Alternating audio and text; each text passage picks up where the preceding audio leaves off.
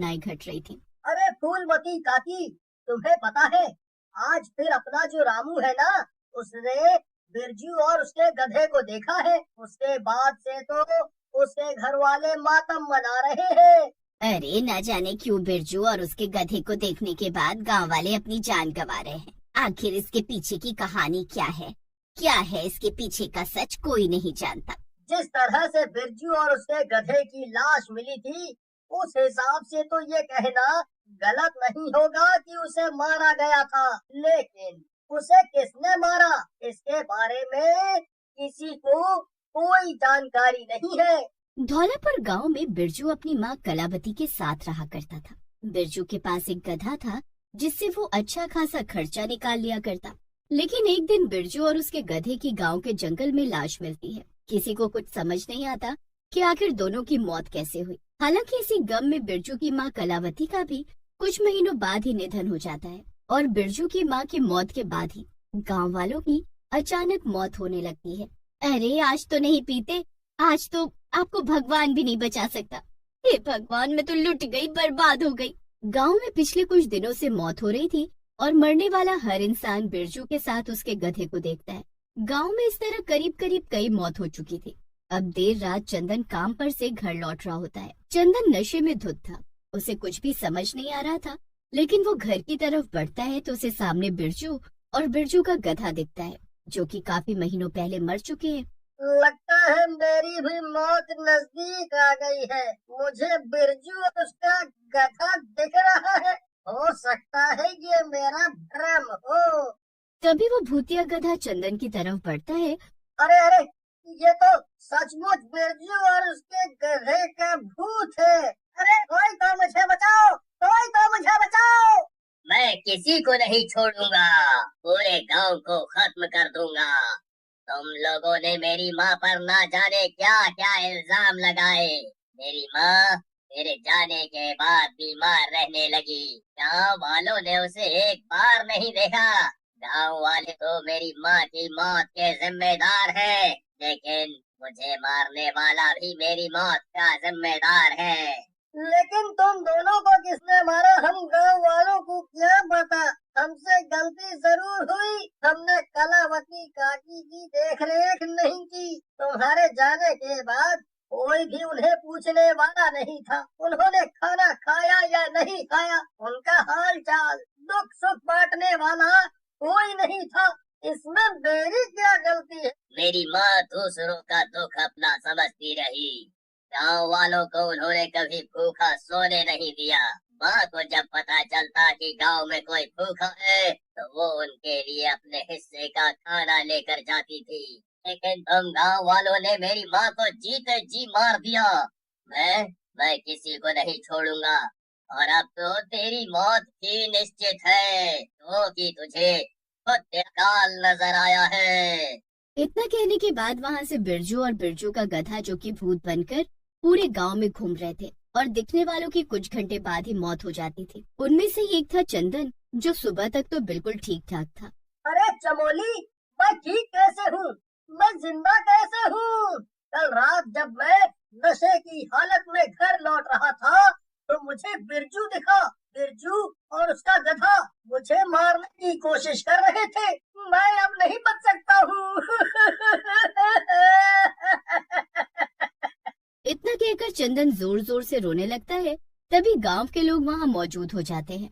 अरे ऐसी बातें कर रहा है चंदन, तुझे भी बिरजू और उसका गधा दिख गया है। हे प्रभु, बचा लो इसे। नहीं काका, मैं नहीं बच सकता।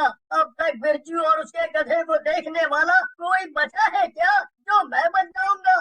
भगवान बस मेरी आत्मा को शांति दे। और मैं आप लोगों से यही विनती करता हूँ कि बिरजू और उसके गधे की आत्मा की शांति के लिए गांव में पूजा पाठ करवाओ, वरना ऐसे ही गांव के लोग मारे जाते रहेंगे और एक दिन ये गांव खाली हो जाएगा। इस समस्या के बारे में हमें मुखिया जी से बात करनी चाहिए। अरे बिरजू तो कह रहा था कि वो सारे गांव वालों से नाराज है, क्योंकि उसके जाने के कुछ महीने बाद ही उसकी माँ चल बसी और उसकी माँ को किसी ने खाना पानी नहीं दिया। किसी ने हाल चाल नहीं लिया। इस बात से वो बहुत ज्यादा गुस्सा है और उसने ये तक कहा है कि उसे मारा गया है, जिसका बदला वो लेगा। चंदन के मुंह से ये सारी बातें सुनकर गांव वाले हैरान थे। अब देर शाम गांव वाले मुखिया के पास पहुंचते हैं और अपनी समस्या बताते हैं। मुखिया जब बिरजू और उसके गधे के बारे में सुनता है तो वो हैरान रह जाता है। पिछले कुछ दिनों से मैं गांव में हो रही मौत के बारे में सुन तो रहा हूँ और ये तक सुन रहा हूँ कि गांव में जो मौत हो रही है वो कोई भूत प्रेत कर रहा है, लेकिन बिरजू और उसके गधे के बारे में मुझे कोई खबर नहीं थी। अच्छा हुआ तुम लोगों ने मुझे बता दिया।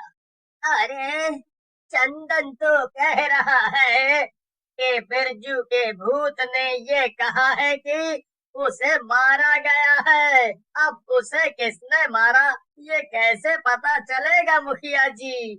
अरे नहीं नहीं, हमारे गांव के लोग बड़े ही भोले भाले हैं, तो उसे भला कौन ही मारेगा और उसकी किससे दुश्मनी होगी? मैं तो मारा जाऊंगा मुखिया जी, क्योंकि मुझे बिरजू और उसका गधा दिख चुका है और इस बात को कई घंटे बीत गए हैं। बस मैं ये चाहता हूँ कि गांव में बिरजू और उसके गधे की आत्मा की शांति के लिए पूजा पाठ कराया जाए, ताकि गांव के लोगों को इन सब से बचाया जा सके। इतना कहने के बाद चंदन गिर पड़ता है और वहीं तड़प तड़प कर अपनी जान दे देता है। ये सब तुम लोगों ने मुझे पहले क्यों नहीं बताया? मुझे तो ये अपनी आंखों के सामने देखकर कुछ भी समझ नहीं आ रहा है कि मैं क्या करूं। लेकिन तुम लोग घबराओ मत, मैं इसका समाधान जल्द ही निकालूंगा। बिल्कुल मालिक, हम यही चाहते हैं कि आप जल्द से जल्द इसका हल निकालिए। इतना कहने के बाद किशनलाल और गांव वाले मुखिया के दरवाजे से लौट जाते हैं। मुखिया जब गांव वालों के मुंह से ये सुनता है कि गांव वालों को बिरजू और उसका गधा दिखता है तो वो परेशान हो उठता है और आंखों के सामने चंदन की हुई मौत के बाद तो मुखिया की रातों की नींद गायब हो चुकी थी। वो बहुत परेशान रहने लगा और एक रोज रात मुखिया अपने नौकर गंगाराम को बुलाता है।